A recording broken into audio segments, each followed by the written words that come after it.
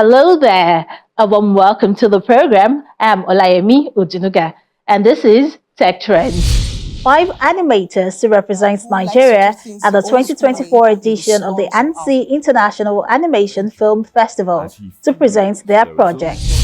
Also, I will be speaking to Dr. Kali Mohammed, head of Satellite Infrastructure Company, a subsidiary of Nicomsat Limited. It will talk about the company's efforts to provide the country with reliable internet services. As always, this is a program that takes you on a ride in 25 minutes to seek out innovation and creativity that are unique to Africa.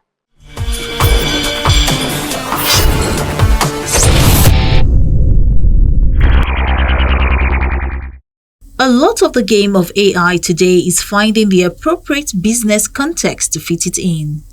I love technology. It opens up lots of opportunities. But in the end, technology needs to be contextualized and fit into a business use case.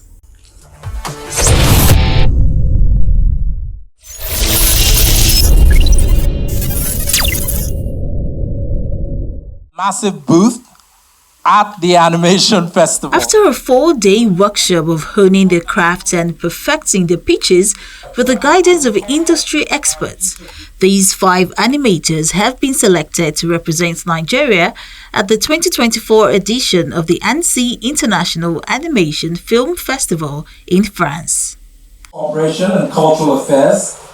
But while on the road to MIFA pitch session, the chosen 5 from over 20 applicants first present their animated content for a screening and pitch their project to other animators, producers and professionals in the animation industry. When we mention Nigeria and cinema, both of them we think Nollywood.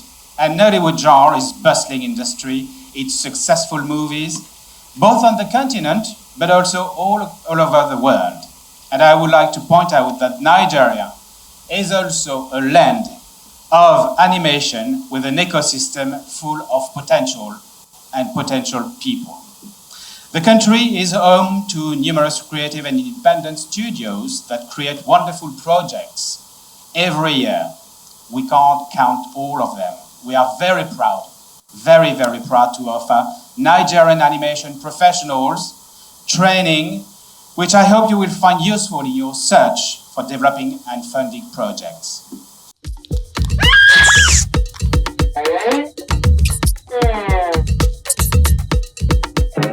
Stop! I'm still fixing that. You ruin it. Throughout the week, these creative minds participated in intensive coaching and mentoring sessions where they learned to shape their stories, refine their pitch decks, and deliver compelling pitches. Or are you trying to ease your unending desire to become king amongst gods? So, Legends of Alkebulan is an animated 3D series, semi-real. It's fantasy, it's adventure, it's drama. With a mix of enthusiasm and nerves, the animators give a glimpse of their talent. Each project representing hours of dedication, creativity, and passion. He has the burning desire for adventure as he feels there is a much bigger world beyond his little island. We're not used to making animated shows in Nigeria. So, first of all, some people don't even know we make animated shows in Nigeria. So that is already a first issue. When you say, okay, we are creating something, sometimes people will believe that you can't make it, right? Which is why we have opportunities like this, where we show people what we can actually do. Also, power is a major issue because we work heavy on computers and when there's no lights. So, funding also another issue, but hopefully the more the animation society comes out, the more those problems would be solved. The power on is in God's hands. It's still coming up, but I can tell you we're not where we started. We've made a lot of progress over the years. We have more studios now, more people working for international clients and also developing their IPs and getting to a particular level where we can start chunking out volume for content. So yes, we've grown over the years, and it can only get better henceforth. Most of animators, we're all self-taught. We all started from somewhere. Some of us were trained in academies. Some of us, we had many ways of getting this skill up. And it's really, but when there's a will, there's a way. Everybody has a way of doing theirs. I, for one, I'm one of those that was self-taught. I taught myself, and I got to work with people, and all of a sudden, skills grow up. But it just, that's just how the Nigerian attitude is. We don't say no.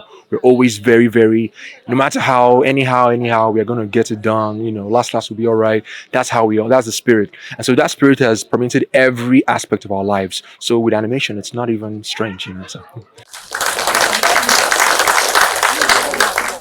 The pitch session, facilitated by the French Embassy and Animation Nigeria, encourages an environment of growth and collaboration, empowering these animators to bring their unique stories to the world stage.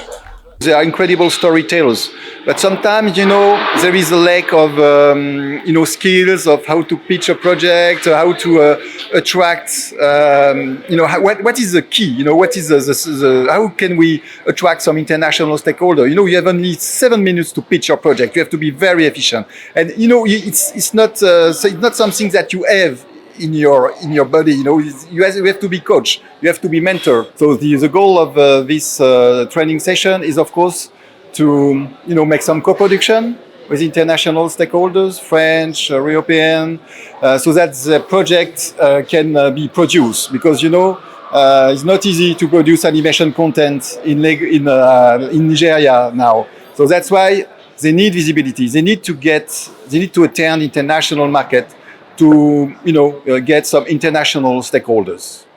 They already had good ideas, good concepts, so they just needed to be guided in the right direction to polish it and bring it to what we saw today.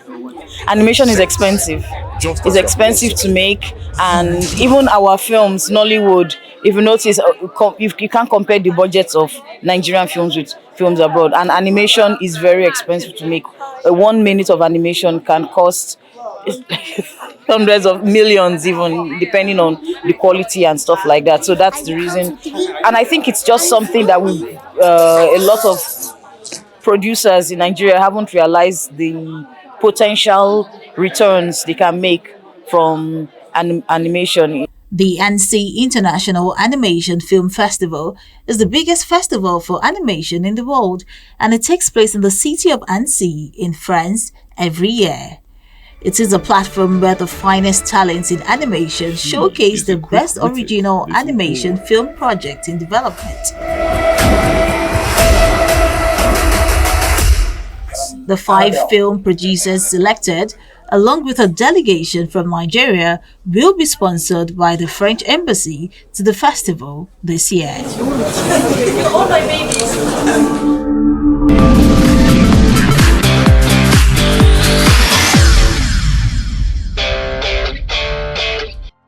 Tech tips.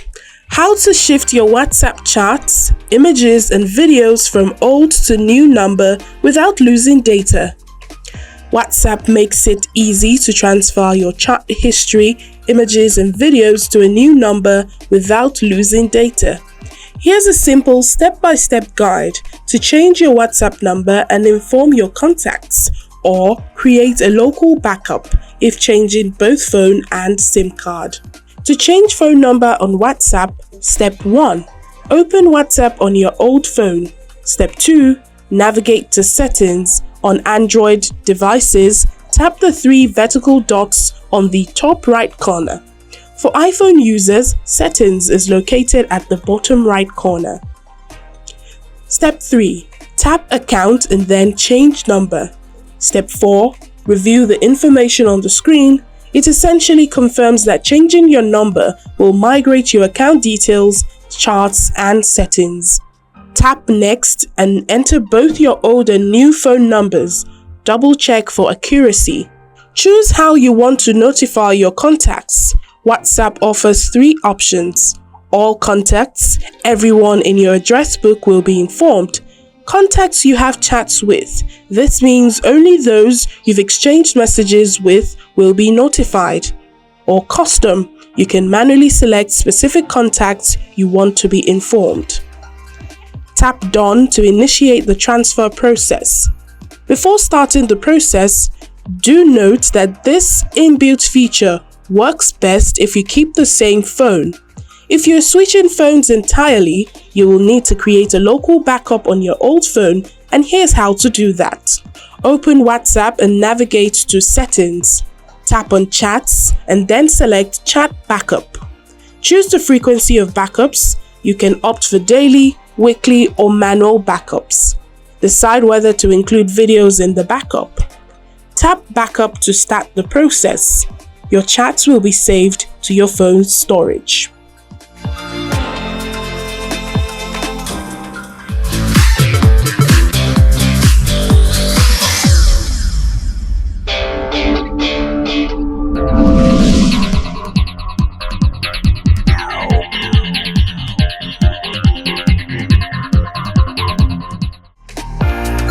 To the basics.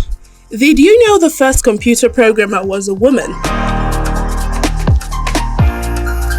Augusta Ada King, Countess of Lovelace, was an English mathematician and writer, considered the world's first computer programmer. In the mid-19th century, she worked with Charles Babbage on his early mechanical computer, the analytical engine, and wrote the first algorithm intended for a machine. When Ada was 18, her mathematical talents led to a long working relationship and friendship with Charles Babbage, known as the father of computers. The first met on June 5th, 1833, at one of Babbage's gatherings, where they were introduced by Ada's tutor, Mary Somerville.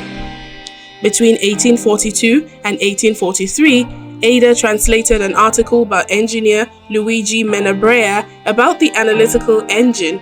She added extensive notes, including what is considered the first computer program, an algorithm for the machine. Some historians, however, believe Babbage's earlier notes contained the first programs. Ada envisioned computers as more than just number crunchers, seeing their potential to aid in various tasks. This forward-thinking view is reflected in her poetical science approach, exploring how technology interacts with society. The programming language, Ada, is named in her honor.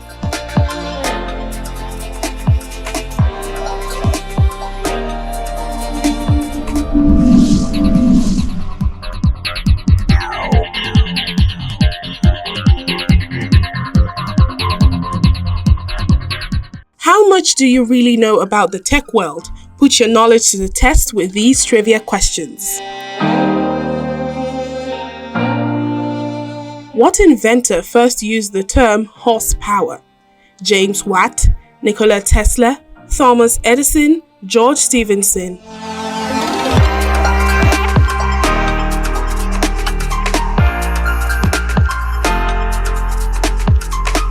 The answer is James Watt.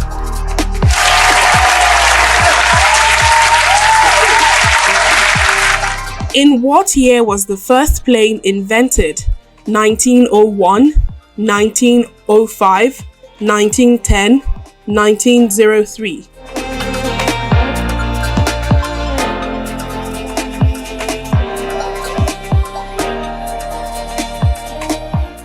You got it. The answer is 1903.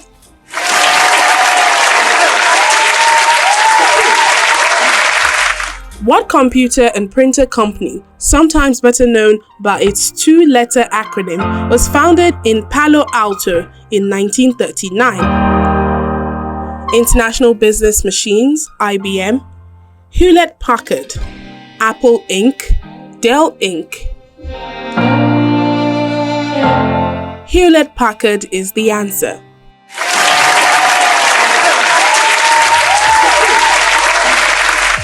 And finally, what was the first home gaming console called? Atari 2600, Nintendo Entertainment System, the Magnavox Odyssey, ColecoVision. The answer is the Magnavox Odyssey.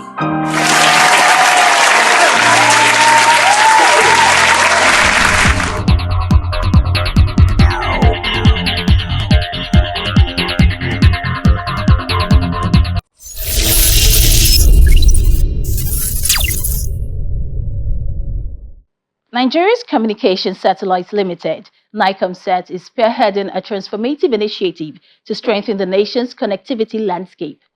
With a strategic focus on providing reliable internet services, they aim to play a pivotal role in achieving Nigeria's broadband penetration goals by leveraging cutting-edge satellite technology. On Tech Trends this week, I chat with Dr. Akali Mohammed, the head of Satellite Infrastructure Company, which is a subsidiary of NICOMSAT Limited.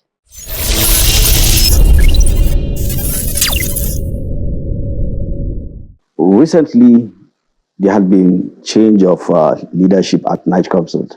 We have Engineer Jane Egerton Idehen. She has over 2 decades of experience in this sector, both in engineering and marketing. And so when she came, what she came up with is how do we rejig the system from where we are. And one of the first things she started is we should increase our operation, the level of efficiency and effectiveness. And of course, there have been a lot of effort in terms of overhauling of our equipment and a lot of effort in terms of upgrading of our infrastructures to meet what is in the trend, state-of-art equipment, and a lot of processes. So this is what is really going on, and most of them are short-term, medium, and long-term, and this is how it is done in the industry. So a lot of efforts are on in that regards. Now, considering the prevalence of foreign satellites in the Nigerian market, how are you planning to compete and secure your share in the ComSat market with a lone satellite? I'm going to look at it in this way. There are 2 things here, the competition and the lone satellite. For us, in this business, we don't go into competitions. What we do is strategic alliance.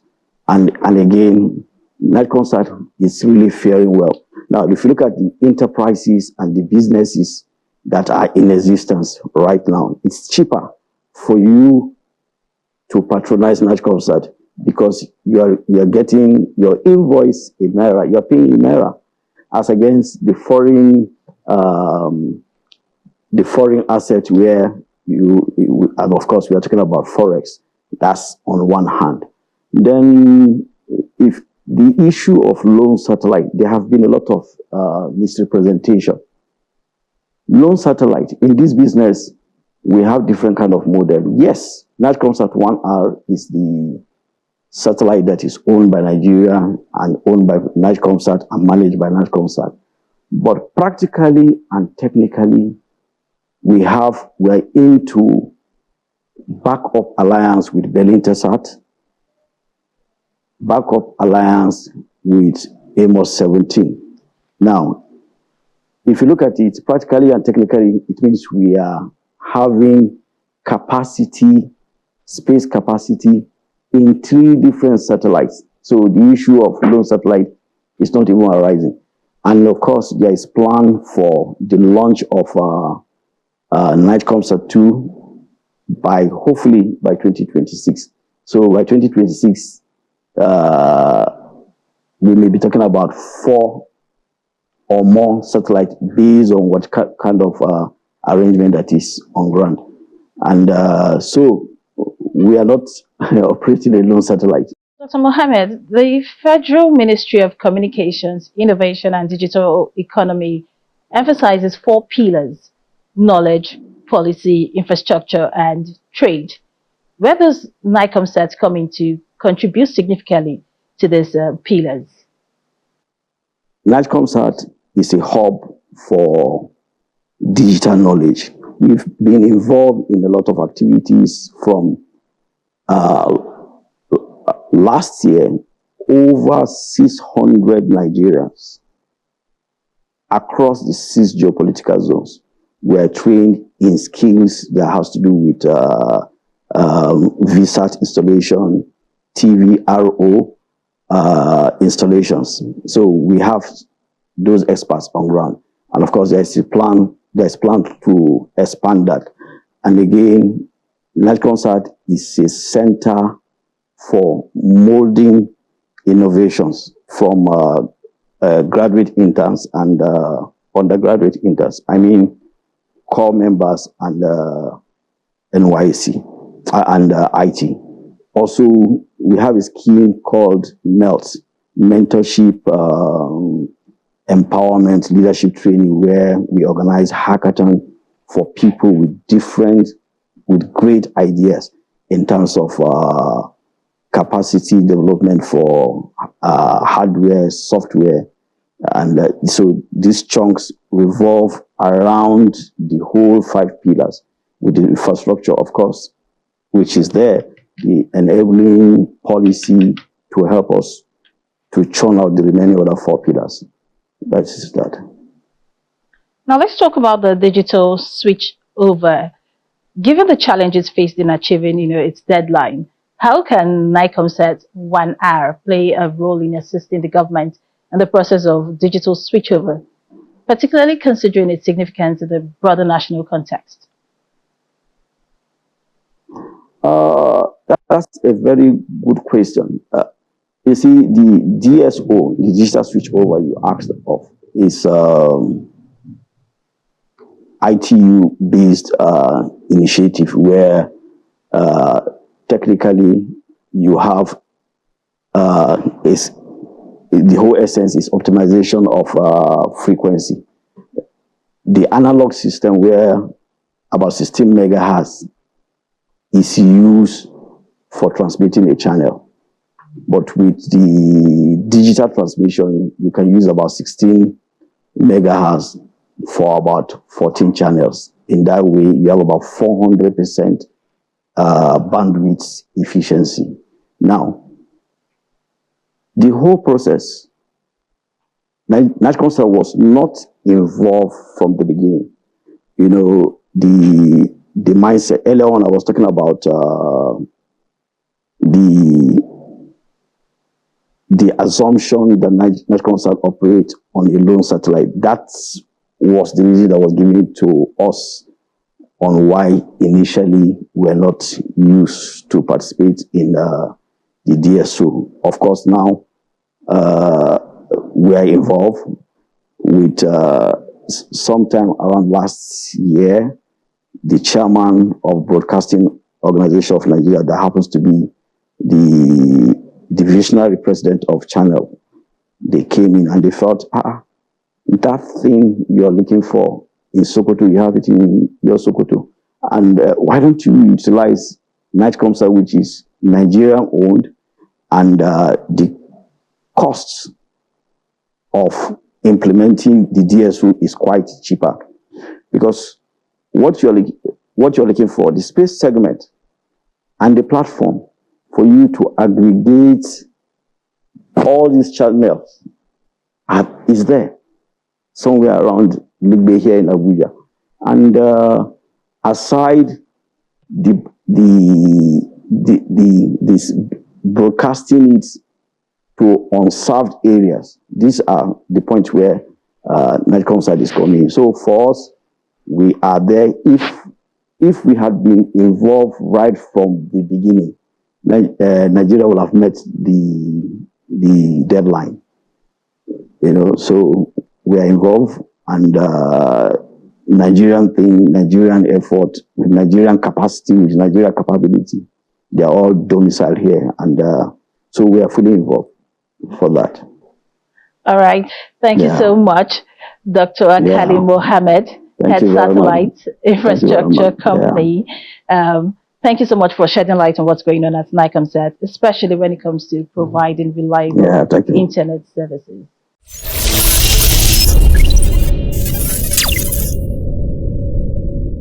And that's our show this week. If you missed any part of it, you can always catch up on the Channels TV YouTube accounts where we have all of our episodes. And I encourage you to watch, share, and like your favorite editions. Also, do not forget Tech Trends is here to share insights, trends, and developments happening in the tech space. Until I come your way again next week, I'm Olayemi Odunuga. Bye for now.